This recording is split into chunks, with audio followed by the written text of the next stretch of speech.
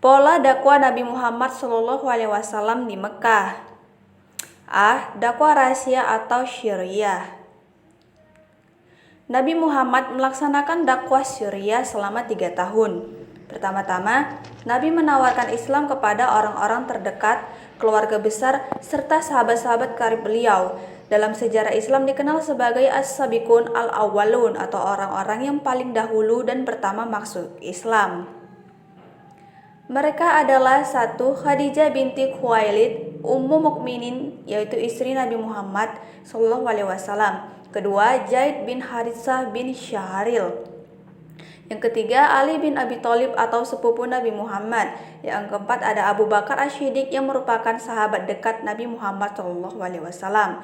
Mereka semua masuk Islam secara sembunyi-sembunyi karena mereka menyembunyikan keimanannya untuk menghindari ancaman dan siksaan kafir Quraisy. B. Dakwah syar.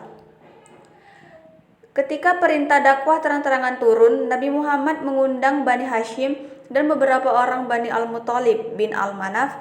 Nabi menyeru kepada kaumnya untuk menyembah dan berserah diri kepada Allah. Namun semua kerabatnya menentang Rasulullah, hanya Abu Thaliblah yang tidak menantang. Dia tidak masuk Islam, tapi dia mendukung dakwah Nabi Muhammad dan melindunginya dari gangguan kaum kafir Quraisy. Kaum Quraisy merasa terganggu dengan dakwah Nabi. Mereka berusaha menghentikan dakwahnya dengan cara mendekati pamannya Abu Thalib. Mereka berharap Abu Thalib bisa merayu Nabi Muhammad untuk menghentikan dakwahnya, namun ternyata Abu Thalib menolak. Kafir Quraisy berusaha menawarkan untuk mempertemukan Islam dan jahiliyah. Mereka akan mengikuti ajaran Nabi tanpa meninggalkan ajaran mereka. Begitupun Nabi Muhammad dan mengikutinya mengikuti tata cara ibadah mereka tanpa meninggalkan ajaran Islam. Lalu Muhammad dengan tegas menolak penawaran mereka dan peristiwa tersebut diabadikan dalam Quran Surah Al-Kafirun. Nabi Muhammad mempertegas larangan adanya percampuran ajaran Islam dengan ajaran lain. Penolakan itu membuat kafir Quraisy semakin marah. Kafir Quraisy tetap menekan dan menyiksa para pengikut Nabi Muhammad sehingga Nabi memerintahkan pengikutnya untuk hijrah keluar dari Mekah. C. Hijrah ke Habsyi. Penindasan dan penyiksaan kafir Quraisy semakin keras, membuat Nabi Muhammad dan pengikutnya berpikir untuk menyelamatkan diri. Dalam kondisi tersebut turunlah surah Az-Zumar ayat 10 yang berisi perintah untuk berhijrah. Nabi Muhammad SAW memerintahkan kaum muslimin agar hijrah ke Habasyah. Asimah An-Najasyi adalah seorang raja yang adil di sana.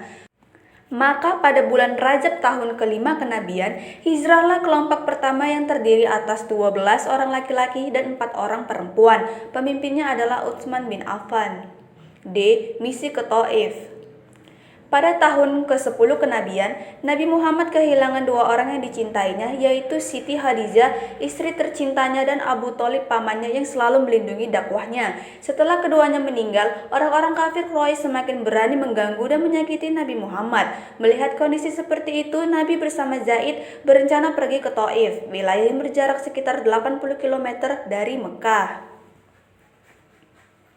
Nabi Muhammad pergi ke Thaif untuk meminta bantuan serta perlindungan dari keluarganya yang berada di kota itu, yaitu Kinanah yang merupakan penguasa di Thaif. Akan tetapi dakwahnya ditolak dan mereka tidak mau memberikan perlindungan dan bantuan apapun kepada Nabi.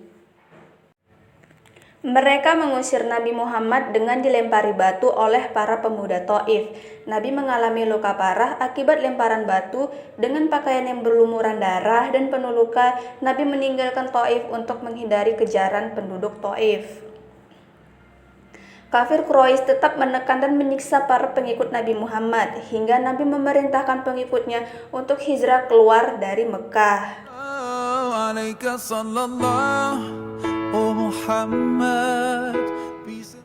D.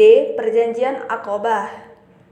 Pada tahun 621 Masehi, Nabi Muhammad menemui rombongan haji di Yathrib. Rombongan haji tersebut berjumlah sekitar 12 orang. Nabi Muhammad menyampaikan dakwahnya. Dakwah Nabi mendapat sambutan yang baik sehingga mereka menyatakan keislamannya di hadapan Nabi.